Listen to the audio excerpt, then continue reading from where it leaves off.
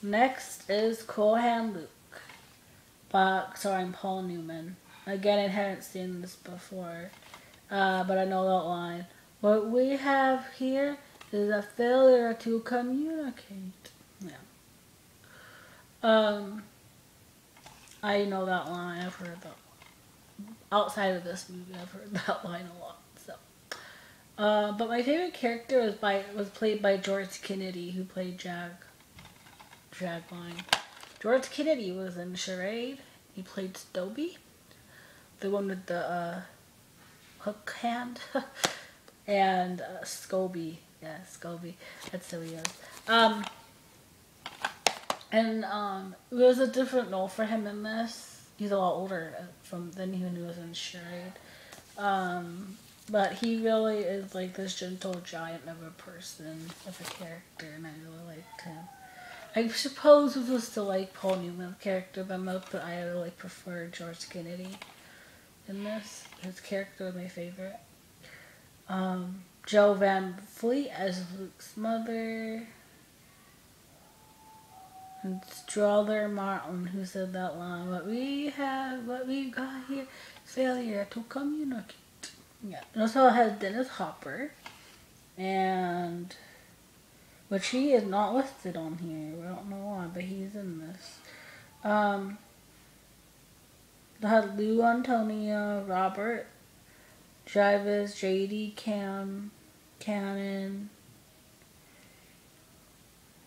I don't know why they don't have Dennis Hopper in the back there, but he's in it. His part is very small. I don't know if Dennis Hopper was known at the time. That's why he didn't put him on the back of the credits, but he was there. Which is a very good movie.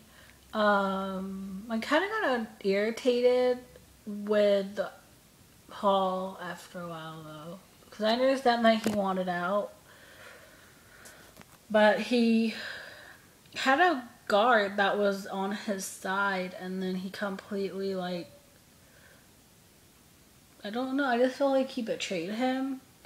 And that guard had really been on his side and was, like, trying to be his friend and treat him well. And it was, like, he kind of became a jerk in that moment, I thought. I was just like, you sabotaging your one alliance in this whole place, you know, with one of the guards. And he also got a dog also died looking for him, so I mean, I understand that he wanted out, but when it harms an animal, if an animal gets killed or hurt, I just get upset with the person that caused that to happen. And so I was kind of, he didn't realize, I guess, what he had done to that dog, but I just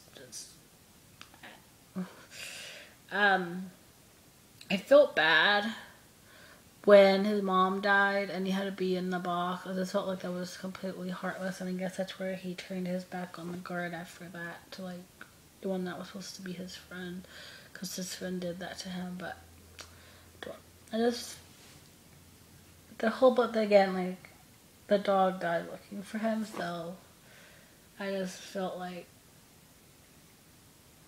the dog dying wasn't worth his freedom. I was sad, really sad. But I really, really love it. I wasn't, I didn't really love it, but it was a really good movie, I think. The ending wasn't sad to me. I just saw it coming. I knew it was gonna happen, so because it's kind of obvious, you know. Because of what he's doing. So I was like, it's gonna happen somewhere, and it did, and I wasn't sad. I was just like, okay, it happened. If he had killed George Kennedy, I think I would have been a little more upset. I think they give it like 4.5 out of 5 stars. I mean, but I agree with Jag Lion saying that Paul's character, Paul and Jinnel, you know, had one of the greatest smiles ever, and Paul Newman really, he did have the most beautiful eyes and one of the most beautiful smiles of all time. And not only did he have a great looks, he had a great heart and treated everybody very well. Paul Newman was a rare person um, who was talented and a good person, and he gave to charity, and he made the salad dressings to raise money for cancer. He opened up a cancer camp for children. Um, he was just a saint, I think, an actor wise, who just like everything I read about him, I'm just like, he was a wonderful human being, and this is only third Paul Newman film. I need to see more. He was just amazing, amazing, amazing. So, I'm sure most people have seen this, but if you haven't, you should. So, that is all. Goodbye.